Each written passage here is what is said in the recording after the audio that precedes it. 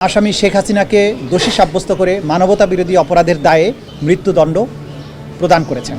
পদ হারাচ্ছেন আন্তর্জাতিক অপরাধ ট্রাইব্যুনালের চিফ প্রসিকিউটর তাজুল ইসলাম। তাকে সরিয়ে নতুন কাউকে নিয়োগের কথা ভাবছে সরকার। এমন গুঞ্জন ছড়াতেই আইনাঙ্গন সহ বিভিন্ন মহলে শুরু হয়েছে জোর আলোচনা।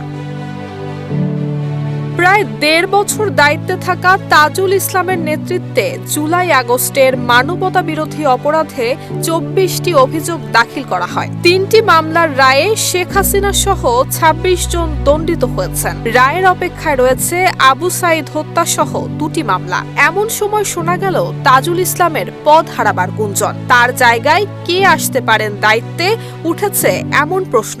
সিল্কোর সিল্ক অ্যান্ড শাইন, যাতে আছে আর্গান অয়েল ও ওট প্রোটিনের গুডনেস, যা আপনার চুলকে রাখে হেলদি অ্যান্ড শাইনিং।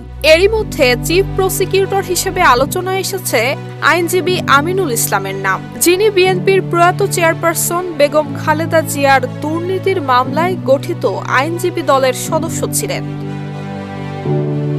বিএনপি সরকার গঠনের পর চিফ প্রসিকিউটর সহ প্রসিকিউশন টিমের পরিবর্তন নিয়ে গুঞ্জন শুরু হয়। কিন্তু ২২ ফেব্রুয়ারি রাতে ব্রিটিশ সাংবাদিক ডেভিড বার্গম্যানের একটি ফেসবুক পোস্ট ঘিরে আরও জোরালো হয় আলোচনা। আন্তর্জাতিক অপরাধ ট্রাইব্যুনাল নিয়ে দীর্ঘদিন কাজ করা এই বিদেশি সাংবাদিক লিখেছেন, আন্তর্জাতিক অপরাধ ট্রাইব্যুনালের চিফ প্রসিকিউটর হিসেবে নতুন একজনকে নিয়োগ দেওয়ার সিদ্ধান্ত নিয়েছে সরকার। বর্তমান চিফ প্রসিকিউটর তাজুল ইসলামকে সরিয়ে এই পদে আইনজীবী আমিনুল ইসলামকে বিবেচনা করা হচ্ছে বলে জানা গেছে। এরই মধ্যে তাজুল ইসলামকে প্রতিস্থাপনের সিদ্ধান্তের বিষয়টিও জানানো হয়েছে।